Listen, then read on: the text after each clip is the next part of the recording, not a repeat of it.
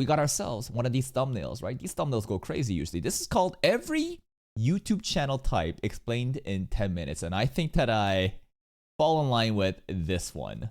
Let's start with the controversial Oh, sorry. Let's get this louder, louder, louder.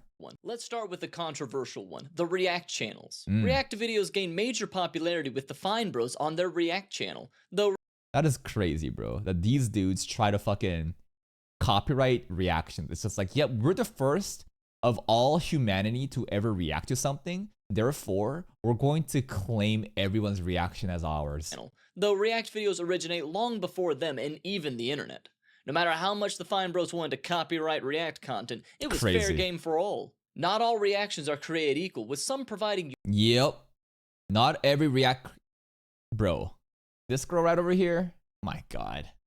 Some people just sit there and just go, oh. They offer no commentary, no nothing, just lazy shit. But hey, the kids eat it up. So I guess who am I to say, you know, what good React content is or not? Equal, with some providing unique insight into professions, crafts, or cultures. While some just steal TikToks or do you laugh, you lose, with some of the fakest laughs imaginable. But they get so many views. Because the audience that watches this stuff just eats that shit up. And who's that audience? Dumb horny kids. While others still react to just about anything while not cleaning their room and ordering DoorDash. That's me. Asmongold, if you're watching this, I know you don't DoorDash. I'm just joking around. Thanks for unpausing, by the way. The rule of thumb for React content is that you link the original video, wait at least 2 days since the original upload, and do something more than just saying, wow, or chat, is this real? Just fucking at least double it, right? Maybe double it's not the right term, but like, at least offer some extra commentary, some extra value, and try to make it a totally different experience from the original one, right? The wait 2 days till upload, I kind of get that sentiment because like every video, the life cycle, it kind of like tapers off at that 2 day mark. So I guess the idea is if someone as big as Asmongold would react to someone smaller, then he would cannibalize that authentic original viewership from the original guy. Which I don't know if that's true or not, because he can also inject all that viewership onto the original channel. And if you think about it, that in that life cycle before that original video plateaued, now you're getting an injection of a lot of people coming in and subscribing and watching and liking and giving, boosting in positive engagement. You could also theorize that this could be even better than waiting 2 days to upload. You know what I mean? 2 days since the original upload and do something more than just saying, wow, or chat, is this real? Some prominent examples, good and bad, are Sniper Wolf, Asmongold, and the Corridor Crew, but only sometimes. Mr. Beast channels. How many of them are there? It's just the same guy, is it not? Now, I don't mean the channels owned by Mr. Beast. But every channel that goes, in today's video! No, I mean the channels that are inspired by his methods. Okay. You know, the Mr. Beast type thumbnails, creating a grand spectacle, and spending a lot of money. These types of channels create videos around challenges for money, building secret rooms, buying cursed Amazon packages, and following whatever type of video is trendy to the point that it is crazy how uncanny all these thumbnails are, man. It's so similar. I don't even know who started the trend. Now, I have nothing against these channels, as they are targeted primarily towards children, and usually include loud reactions, quick cuts, and a lot of colors. Jingling keys, bro. Cocomelon. Just keep the kids engaged by yelling, screaming, quick cuts, sound effects, you know, just big money prizes, stuff like that. Channel examples include the Stokes Twins, Topper Guild, and the Royalty Family. VTubers. Okay. These channels are usually defined as a channel that uses a virtual avatar to represent themselves on YouTube and or Twitch, though that can include many channels that are not really VTubers. Yeah, I guess like, it's like you wouldn't consider these VTubers, right? It's just, this is like their 2D drawing how they represent themselves rather than showing their true face. Not really a VTuber. They are most prominently seen as channels that use 2D avatars that is rigged in a front view, side view. Get it? Cause 2D. A way that allows the movements of the real person to be mirrored by said image. With the image usually being in an anime style. VTubers gained a rise in popularity during 2020 because people were stuck indoors for some reason. Everybody was. Yeah, a lot of crazy shit happened during then, and everyone's stuck inside. They don't know what to do, and then A lot of things exploded back then, huh? Like Genshin Impact too. But they originate all the way back to 2016 with Kazuna AI as the first VTuber. These channels also are frequently streamers on Twitch or YouTube. Oh, and maybe Kick, I don't know. Are there Kick VTuber streamers? Probably is, right? Some NSFW VTubers? Go to gambling sites. Their popularity has grown so much to the point that there are companies dedicated entirely to VTubing, such as HoloLive, VShoujo, and FaZe Connect, where they get oh, what about me being mentioned? Look at that. Oh, Nijisanji being left out. Based? gain revenue from streaming, concerts, and merchandise. Mason jars sold separately. They also have a large following on 4chan. Yeah, there's a specific thread dedicated towards VTubers, is it not? But for the sake of your sanity, do not go there. Prominent example. Like a lot of leaks happened there, right? And even VTubers themselves, like during the whole Nijisanji drama, was there not like, you know, actual VTubers going there and like leaking content there? Of VTubers include Iron Mouse, Shy Lily, and the war criminal Pipkin Pippa. Gaming channels. Okay. These channels focus on video game content. There are so many types that it could be a video on its own. Some will take a deep dive into the lore of video. What the hell? What? Yo, Freddy, what the? Should kids be what? Anyways. Dive into the lore of video game franchises for the enjoyment of the viewers. Others primarily focus on Let's Play videos where the focus is on letting the viewers experience the game with the channel owner and adding in their own humor or screams if playing a horror. Let's Play stuff really used to be popular back in the day, huh? There was like the channel like Game Grumps and stuff like that, right? I remember back in the day, like this stuff was really popular, even like PewDiePie, right? But Let's Play game content, I think, has really significantly died down. Most people are just basically just farming Minecraft and Roblox stuff, right? Game Grumps is still around. Nice to hear, but it's really hard to get into, you know, this type of content because it's just so overly saturated. And how do you like stand out? Game. And others still drive to break a game to their will with challenge runs or speed runs. I can barely finish I love speed runs, bro. Mario 64 normally. There's no way I'm doing a half A press. Yeah, the existing already big creators that did gaming content for Let's Plays are obviously going to dominate, like I said, with early market capture. But new people trying to get into the scene, it's really hard to disrupt the market, right? Because it's so saturated, and how do you really stand out? What are the pain points of the people watching gaming content, and how do you kind of like, you know, offer something new and innovating?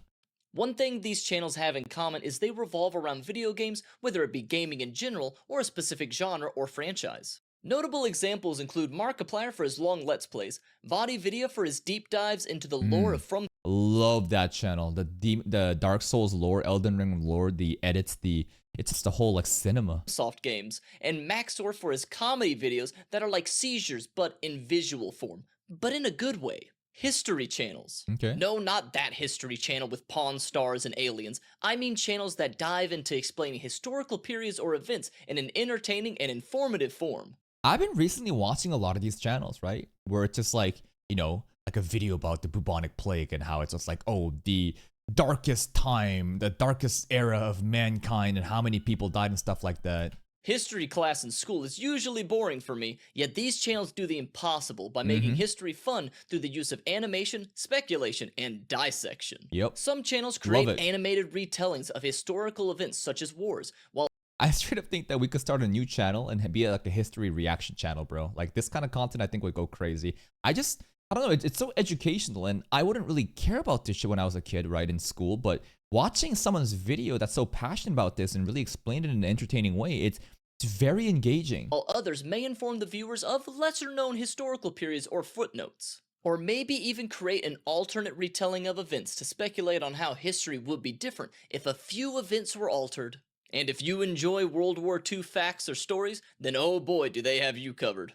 Examples include the Fat Electrician for war stories, Alternate History for speculative history, and Oversimplified for his amazing animations. That's right. Speaking of animations, animation channels. There it is. Do you like pictures? What about moving pictures? Whoa. Then these channels are for you. And they do more than just create wonderful works of art. Some devote their channel to telling life stories or experiences, while others create completely original fictional tales or even fan animations of other videos or clips. The art can range from the more simplistic yet wonderfully crafted to the ultra detailed. And this isn't limited to the second dimension, oh no. Some 3D. utilize 3D animations in programs like Blender or Source Blender, hold up.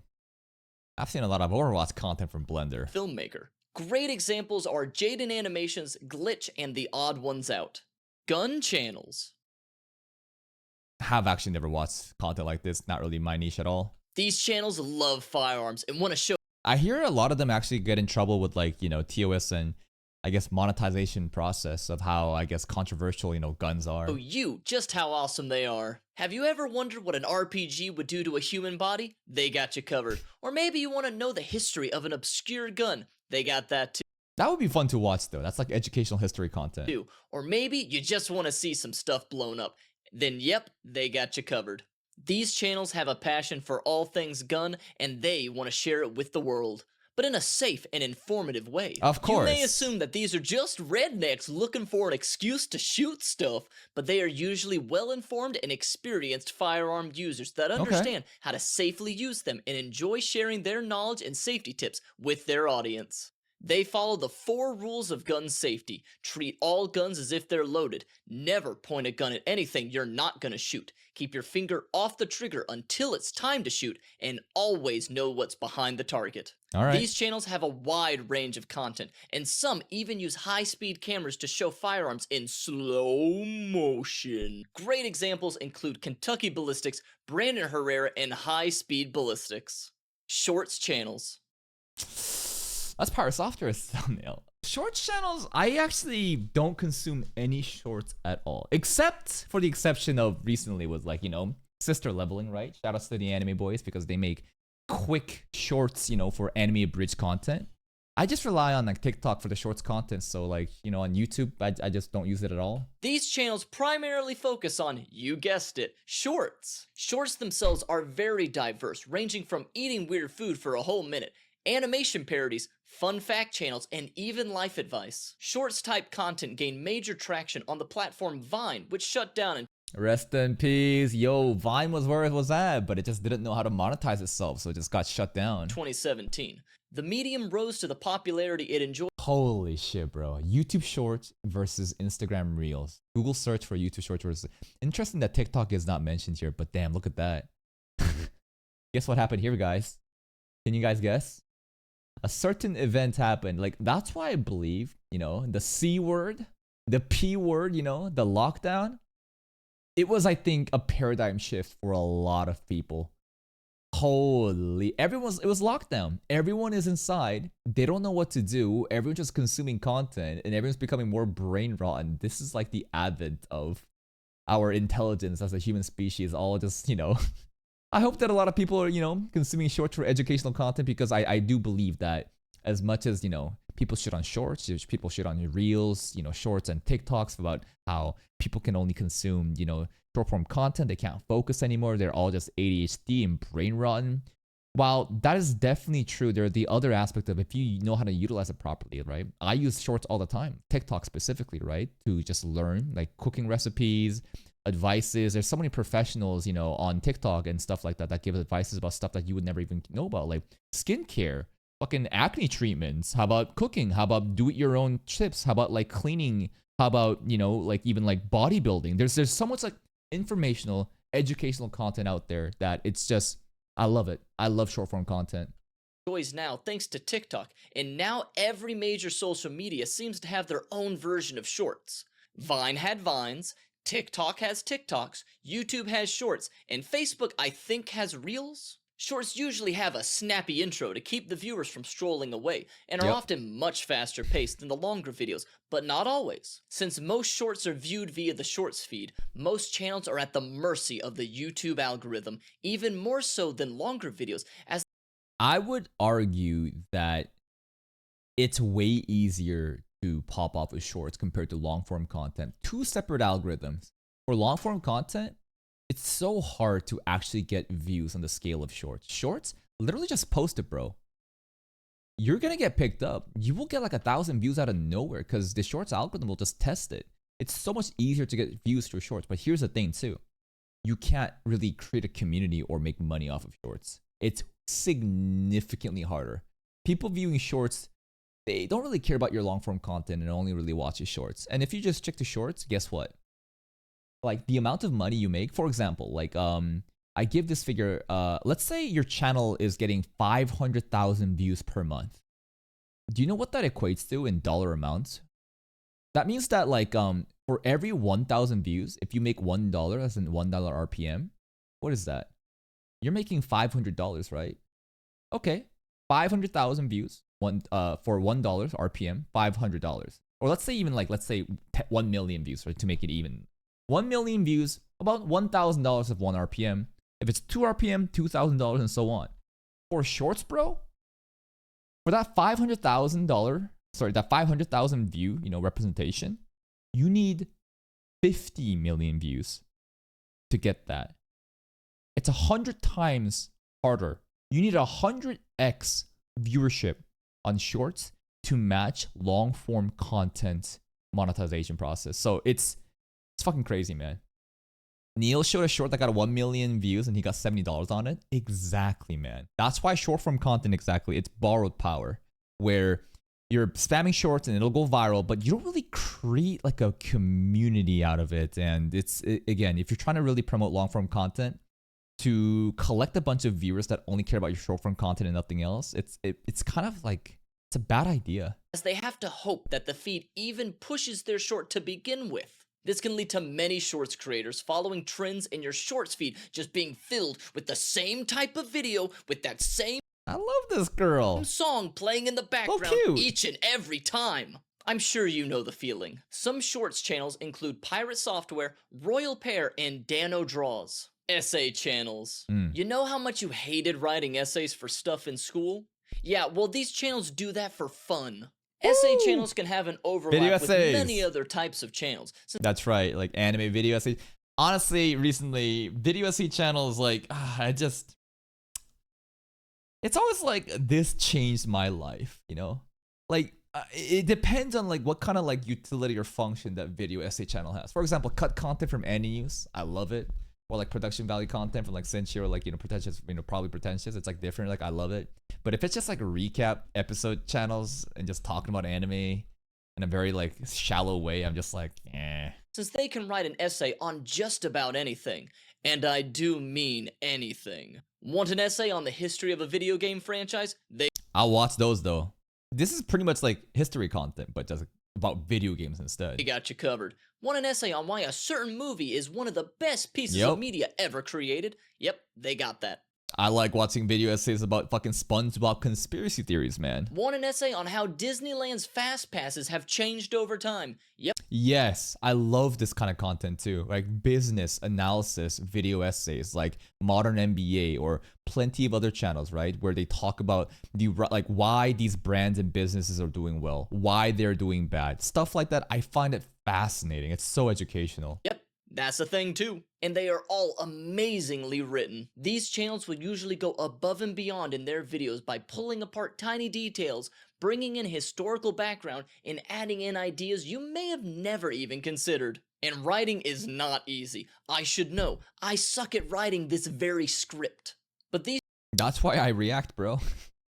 Just be a lazy reaction channel where you steal content from other people. People spend weeks, months creating this amazing video. Then I sit on my ass and just fucking hit the record button on OBS and I just fucking yap to my chat and I fucking post the video unedited and it could blow up. These channels not only succeed at writing a captivating essay to inform and persuade, but they also edit the video in an appealing and stunning manner. Essay channels include Defunct Lane for Disney and amusement park essays, Thomas Flight for movie essays, and then there are just a ton of channels with a video on why Fallout New Vegas is the greatest game ever made, apparently. Like, I get it, it's good, but are like so many videos about how Elden Ring changed my life, Dark Souls saved me. Why are there so many?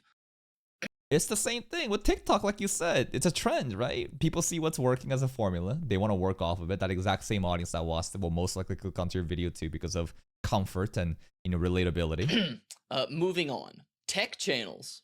Wondering how a new phone handles or if a new smart device actually works? Then these channels have got you covered. These channels primarily focus on reviewing and testing devices. These type of channels are interesting because it's like I only look for these channels when I'm going to buy like a new tech, right? This is not content that I'm expecting, you know, to be subscribed and watch every one of their videos as they release on like a daily upload, because like I don't really care about all the different tech that they're covering. I only care about the specific one that I'm about to buy. Reporting on tech-related news and providing their own opinions on products that have just now hit the market or may soon hit the market. Some common types of content that are made are comparison videos where they compare two different yet similar types of products, unboxing videos, tips and tricks videos, and in some cases, showing off a piece of tech that is not yet available to. That is actually really cool though, right? I think, you know, the guy that we see on the in the top left corner, right? Marquee. Like he has like insider, like I guess hookups. He got like, you know, the Apple Vision Pro early access and was able to, you know, debut that. So it's just like, even if I'm not gonna buy it, I kind of want to see what's going on with that technology.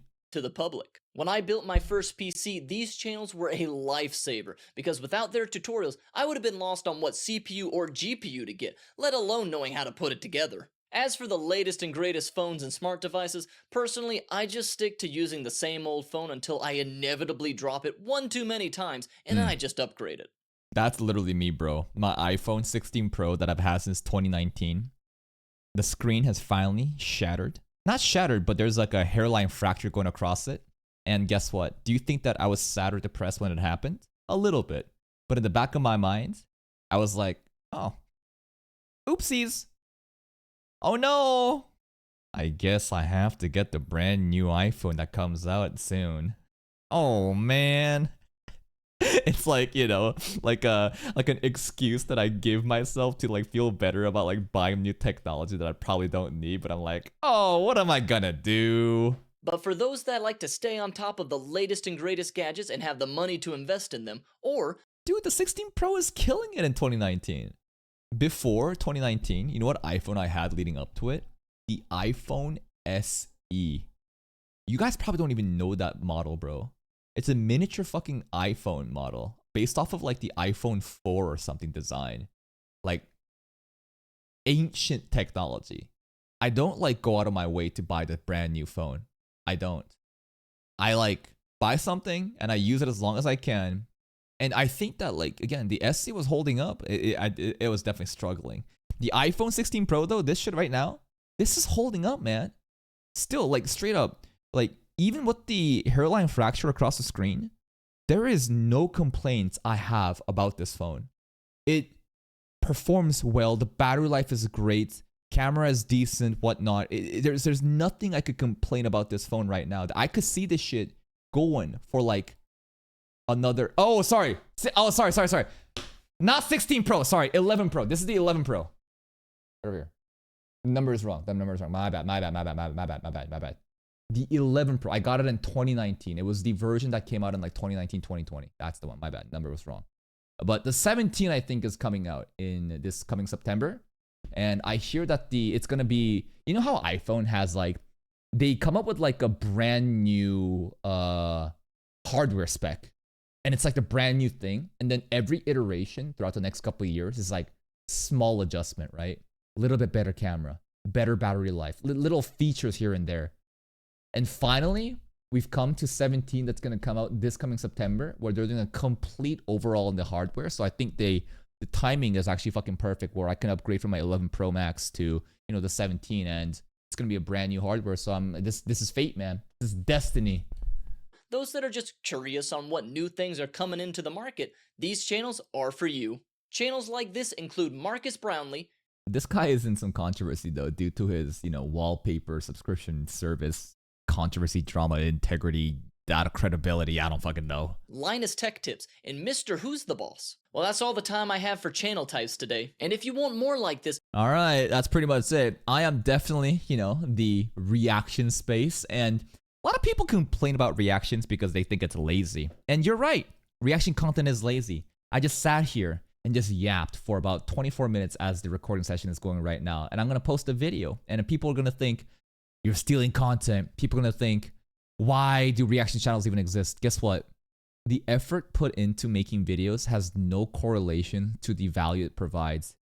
There's a lot of people that yearn for reactions as they want someone else to give commentary based on something that they've already watched. So don't blame me, bro. Blame the audience that yearns and desires reaction content, please go check out RaveSpecter. This is their channel. Give it a like. I'll see you guys next time.